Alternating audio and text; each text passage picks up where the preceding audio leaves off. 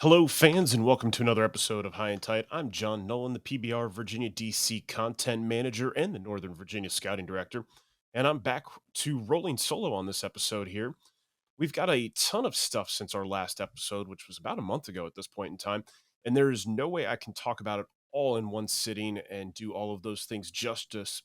So look for me to review the future games, the unsigned senior games, the Mid Atlantic Pro Case over the next few episodes. And then coming up very shortly here, we have updated rankings starting with the class of 2024. Then we'll get the 2025s and 2026s. So it's a busy time here at Prep Baseball Report. So we got plenty coming up for you here in the next couple of weeks. So today in this episode, I want to go ahead and focus on the 2023 future games, which were held at Lake Point in Georgia in the last week of July. Our last episode, Jason Burton joined me and we previewed players that were picks to click in that event. And it's time to go ahead and talk about how everybody did at that. The players on Team Mid Atlantic are exclusively uncommitted 2025s from Maryland, Delaware, DC, and Virginia. During the event, they participated in the WebFlex workout day on Wednesday. Then they played a series of three games over the next 3 days, Thursday to Saturday, tying Team Florida on Thursday, beating the Carolinas on Friday, and then falling to Team California in the finale on Saturday. Before I get into the three guys I really want to look closely at, I want to highlight the members of Team Mid Atlantic who have committed since the event, and we've got a handful of them. The first one to commit after the event was Jackson Toole, third baseman outfielder from Glen Allen High School. He went ahead and committed to Longwood. Congratulations, Jackson. Second player to commit from Team Mid Atlantic was Bryce Neely. Neely, an outfielder from St. Christopher's, committed to UVA. He's headed to Wahoo Wah. Neely at the event posted the third fastest 60 of the entire future games at 6.45. Third guy to make his commitment was Trey Campos, two-way player, outfielder, right-handed pitcher from Lansdowne High School. Trey committed to James Madison, decent showing both ways, keeping both on the table, pitching well and showcasing pretty well as an outfielder as well. The fourth commit off the board was Ren Devereaux, a right-handed pitcher from St. John's College, and Ren committed to Penn State University.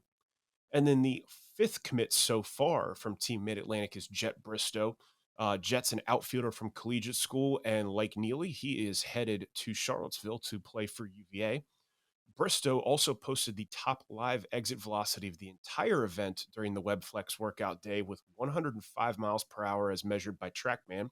He also had the second highest outfield velocity during the workout that day at 94 miles an hour while still running a sub 6 or sub 760. He's a pretty big kid to generate that power and arm strength and was able to move a little bit. So those are the guys who have committed so far.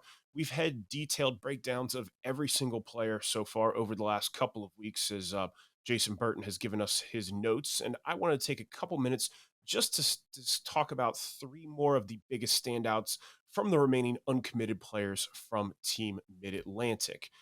And I'm going to go ahead and go into DC here with the first guy and catcher Cash McDade from Gonzaga.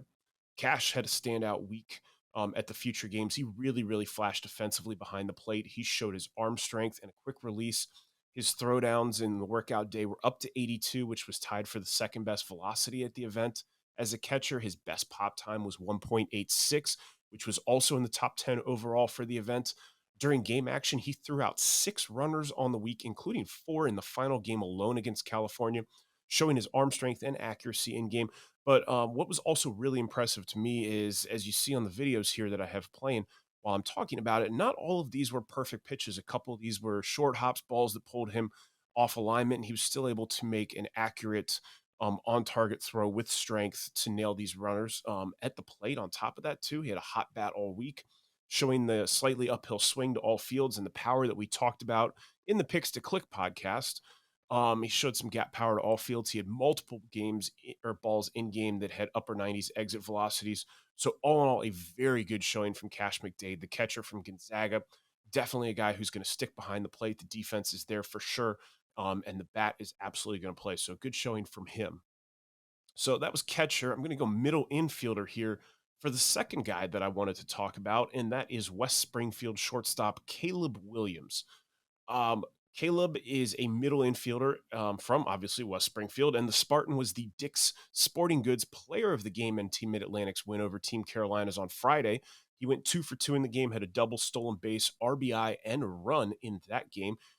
He had a good week overall. It wasn't just a one game showing. He had hits in all 3 games and multiple other barrels as well. He was one of the most consistent hitters for Team Mid Atlantic in game, peppering line drives all over the field all week. He showed an all fields approach with extra base power present, all things that we have seen from Caleb and come to expect from them. He still has projection left in his frame, so there's a chance for him to add some strength and even a little more power. He also had a strong web flex workout day. He ran a 6.73 on a 60, and he was 85 across the diamond. Definitely a strong candidate to be able to stick up the middle, um, and showing that barrel feel, that ability to make contact, a guy who's going to hit for decently high average with plenty of extra base potential. And then, as I mentioned, he's still got some room to add some strength and grow into that frame a little bit more. There's definitely some more juice in the tank. So, a lot to like in his performance. And that, again, was Caleb Williams, shortstop from West Springfield. I've not been saying years, as I mentioned at the top. Team Mid Atlantic this year was exclusively 2025. So, all of these guys are rising juniors. And then the last guy that I want to talk about, we'll go ahead and hop over into Maryland and we'll talk about the best pitching performance from Team Mid Atlantic, and that is Joe Nottingham, a right handed pitcher from Loyola Blakefield. Nottingham was the player of the game for Team Mid Atlantic in Thursday's tie against Florida. He's tall, has a lanky frame. He throws from a higher arm slot with easier effort and a very loose arm action. There is a ton of projection left to his frame. It's a frame that scouts and coaches can dream on. That being said, his present stuff was really, really pretty awesome in the moment as well. He was 90 to 92, touched 93 a couple of different times. His fastball at a little higher spin, 2,300 plus RPM. And then he also showed a curveball. It had some shape, 11 to 5 break, chance to develop into a true swing and miss pitch. It was late and sharp on that break. His spin was up over 2,400. He did get swings and misses on both pitches while still showing the ability to throw a changeup.